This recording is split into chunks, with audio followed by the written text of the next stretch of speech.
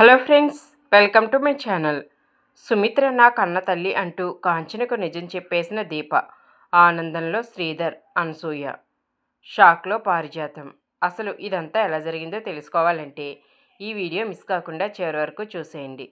కార్తీక్ దీపం రివ్యూ కోసం ఇప్పుడే మా ఛానల్ సబ్స్క్రైబ్ చేసుకోండి. పారిజాతం కాంచనకు ఫోన్ చేస్తుంది. కాంచన ఏంటి పిన్ని ఈ టైంలో ఫోన్ చేస్తుంది అంటూ ఫోన్ లిఫ్ట్ చేస్తుంది. ఏంటి పిన్ని ఎందుకు ఫోన్ చేశావు అని అంటే, అదేంటి కాంచన అలా అంటున్నావు, ఎంతైనా నేను నీకు పిన్నిని కదా అని అంటే, అవునవును నువ్వు నా పిన్నివే, నా మంచి కోరే పిన్నివే, ఎందుకు ఫోన్ చేశావో విషయం చెప్పు అని అంటే, ఇంకేం చెప్పను, నువ్వు అలా మాట్లాడుతూ ఉంటే నేను ఇంకేమీ చెప్పలేను అని అంటుంది. ఏదో చెప్పాలనే కదా చేశావు, అదేంటో చెప్పు అంటే, నేను ఈ విషయం చెప్తే నీకు నిద్ర పట్టదేమో అని అంటుంది. నువ్వు ఇలా ఫోన్ చేసి విషయం చెప్పకుండా ఉంటే నువ్వు ఎందుకు ఫోన్ చేసావన్న ఆలోచనతో కూడా నాకు నిద్ర పట్టదు.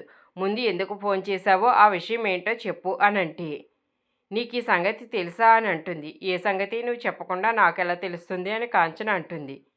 నీ కోడలు దీప తన కడుపులో ఉన్న బిడ్డను తీయించుకోవాలి అనుకుంటుంది. ఆ విషయం తెలుసా అంటే, పిన్ని నువ్వేం మాట్లాడుతున్నావు అని అంటే, అవును నేను చెప్పేది నిజమే, ఇప్పుడే దీప నీ కొడుకు నీ అన్న మాట్లాడుకుంటుంటే విన్నాను అని వాళ్ళ మాట్లాడుకున్న మాటలన్నీ కాంచన్తో చెప్తుంది. సరేనమ్మా నేను ఉంటాను అని పారిజాతం అయితే ఫోన్ పెట్టేస్తుంది. మరోవైపు దీప కార్తీక్ ఒడిలో పడుకుని, బావా ఇప్పుడు మనం అత్తకు ఈ విషయం ఎలా చెప్పాలి, రేపే మనం హాస్పిటల్కి వెళ్ళాలి కదా అని అంటుంది. అవును దీప, దాని గురించే నేను ఆలోచిస్తున్నాను, ఇంకా ఏమీ అనుకోలేదు. రేపు ఉదయానికల్లా ఏదో ఒకటి అమ్మతో చెబుతాను. మనమైతే రేపు హాస్పిటల్కి వెళ్తున్నాం, నిన్నైతే హాస్పిటల్లో జాయిన్ చేస్తాను అని అంటాడు. ఈ రాత్రి ఎంత బేగా గడిచిపోతే బాగుంటుందో అని దీప అంటుంది. శ్రీధర్ అయితే స్వప్నకు యాపిల్ కట్ చేసి పెడుతూ ఉంటాడు.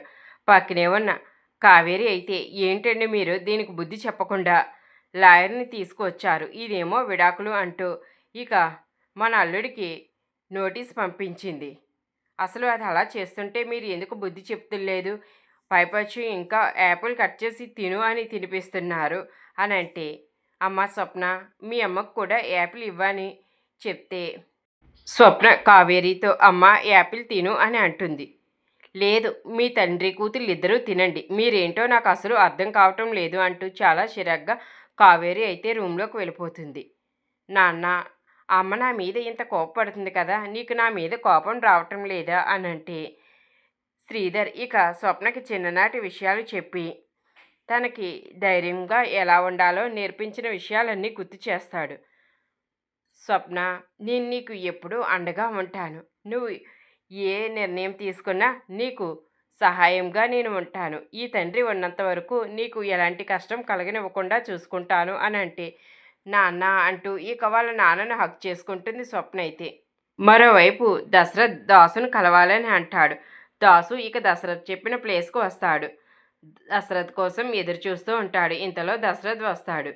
ఏంటి అన్నయ్య, నువ్వు ఏదో మాట్లాడాలని వచ్చావు కానీ ఏమీ మాట్లాడకుండా మౌనంగా ఉండిపోయావు ఏంటి అని అంటుంటే, దశరథ్ కళ్ళల్లోంచి కన్నీళ్ళు వస్తూ ఉంటాయి. ఏంటన్నయ్య ఎందుకు అలా ఉన్నావు, కళ్ళల్లోంచి ఆ కన్నీళ్ళేంటి, అసలు ఏమైంది, వదినికి ఎలా ఉంది, మళ్ళీ ఆ జ్యోత్స్న ఏమైనా చేసిందా అని అంటే, లేదురా ఆ జ్యోత్స్న గురించి కాదు, ఇప్పుడు మీ వదిన గురించి కాదు, నేను బాధపడేది దీప గురించి అంటే, ఎందుకన్నయ్య, దీప నీకు అన్న కూతురని తెలిసిపోయింది కదా, దీపను కార్తీక్ చాలా బాగా చూసుకుంటున్నాడు కదా, ఇక నువ్వు దీప కోసం బాధపడాల్సిన అవసరం ఏమిటి అని అంటే, దాసు సుమిత్రకు నయం కావాలి అంటే దీప తన కడుపులోనున్న బిడ్డను వదులుకోవాల్సి వస్తుంది.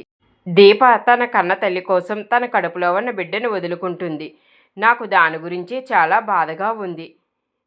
దీపకు నేను ఎంత చెప్పినా సరే తను నా మాట వినిపించుకోవటం లేదు. రేపు ఉదయమే హాస్పిటల్లో జాయిన్ అవ్వాలి. ఇక దీపకు తన బిడ్డ దూరం అయితే నా చెల్లి కాంచన ఏమైపోతుంది, మా అమ్మే తిరిగి పుడుతుందని నా చెల్లెలు కాంచన చాలా ఆనందపడిపోతుంది.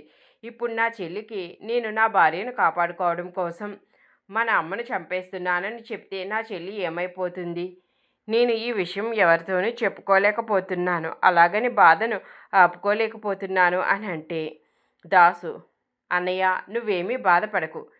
దీపకి ఏమీ కాదు, వదినికి ఏమీ కాదు. అలాగే దీప కడుపులో ఉన్న బిడ్డకు మాత్రం ఏమవుతుంది? ఏమీ కాదు. ఆ బిడ్డకి ఆయుష్ ఎక్కువే. తను ఖచ్చితంగా బతుకుతుంది. నువ్వు ఎలాంటి టెన్షన్లు పెట్టుకోకు అని చెప్తాడు. అది కాదురా డాక్టర్లే చెప్పిన తర్వాత అని అంటే, డాక్టర్లు ఎవరన్నయ్య? డాక్టర్లు చెప్పినంత మాత్రాన జరిగిపోతుందా? అలాంటిది ఏమీ ఉండదు.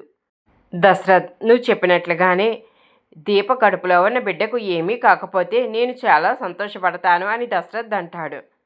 మరోవైపు కాంచన అయితే పారిజాతం అన్న మాటలు శ్రీధర్తో చెబుతుంది.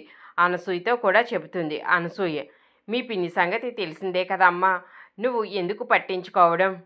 ఆవిడ గురించి ఏమీ పట్టించుకోకు అని అంటుంటే శ్రీధర్ కూడా అవును, పారిజాతం అత్తయ్య గురించి నువ్వు అసలు పట్టించుకోవాల్సిన అవసరం లేదు, ఆవిడ మాటలు లెక్క చేయాల్సిన అవసరం లేదు అని అంటే, లేదండి నాకు ఎందుకో వాళ్ళ మీద అనుమానంగా ఉంది. దీప కార్తీకు ఇద్దరూ కలిసి నిజం చెప్పడం లేదు, అసలు ఏం జరుగుతుందో నాకు అర్థం కావటం లేదు అని అంటే, ఏంటి నువ్వు కార్తీక్ని దీపను ఎందుకు అలా మాట్లాడుతున్నావు అంటే, ఎప్పుడు పని కోసం ఈ టైంకి లేచి వాళ్ళ ఇంటికి పరిగెడతారు కదా, అలాంటిది ఇంతసేపైనా వాళ్ళు బెడ్రూమ్లోంచి బయటికి రాలేదు అంటే ఈ విషయం గురించి వాళ్ళు లోపలే కదా మాట్లాడుకుంటున్నారు, మనకు తెలియకూడదనే కదా మాట్లాడుకుంటున్నారు, అందుకనే నాకు బాధగా ఉంది అని అంటుంది. ఇంతలో కార్తీక్ దీప బ్యాగ్ పట్టుకుని బయటకు వస్తారు. కాంచన అయితే ఏంట్రా బ్యాగ్ అని అంటే, అమ్మ దీప నేను కొన్ని రోజులు బయటకు వెళ్తాం అని అంటే, వెళ్ళండిరా నాకు అర్థమైంది, మీరు ఎక్కడికి వెళ్తున్నారో నాకు తెలిసిపోయింది, నాకు మా పిన్ని చెప్పింది అని అంటుంది. ఏంటమ్మా పారు ఏం చెప్పింది అని అంటే, నువ్వు ఇప్పుడు దీప కడుపులో ఉన్న బిడ్డను తీయించడానికే కదా దీపను హాస్పిటల్కి తీసుకువెళ్తున్నావు అని అంటే, ఆ మాటతో దీప కార్తీక్ చాలా షాక్ అయిపోతారు. ఏంట్రా ఏం మాట్లాడావు? నువ్వు అడిగిన దానికి సమాధానం చెప్పు, లేకపోతే నా మీద ఒట్టే అని అంటుంది. కార్తీక్ అమ్మ అది కాదు, నీకు అసలు విషయం తెలియక నువ్వు ఇలా మాట్లాడుతున్నావు, నీకు అసలు విషయం తెలిస్తే నువ్వు మాకన్నా ఎక్కువగా బాధపడిపోతావు. ఏంటి ఆ విషయం, నువ్వు ఇప్పుడు చెప్తావా లేదా అని కాంచన కార్తీక్ని గట్టిగా అడుగుతుంది. లేదమ్మా ఇప్పుడు నన్ను ఏమీ అడగొద్దని కార్తీక్ అంటే, దీప అత్తయ్య నేను చెప్తాను అని అంటుంది. దీపను కార్తీక్ ఆపపోతాడు. బావా నువ్వు ఆగు అని అంటే, అత్తయ్య సుమిత్ర ఎవరో కాదు నా కన్న తల్లి, దశరథ్ నా కన్న తండ్రి అని అంటుంది. ఆ మాటతో కాంచన చాలా షాక్ అయిపోతుంది. శ్రీధర్ కూడా ఏంటమ్మా నువ్వు ఏం చెప్తున్నావు అని అంటే, అవును మావయ్య, నా కన్న తల్లిదండ్రులు సుమిత్ర దశరథ్లో అని చెబుతుంది.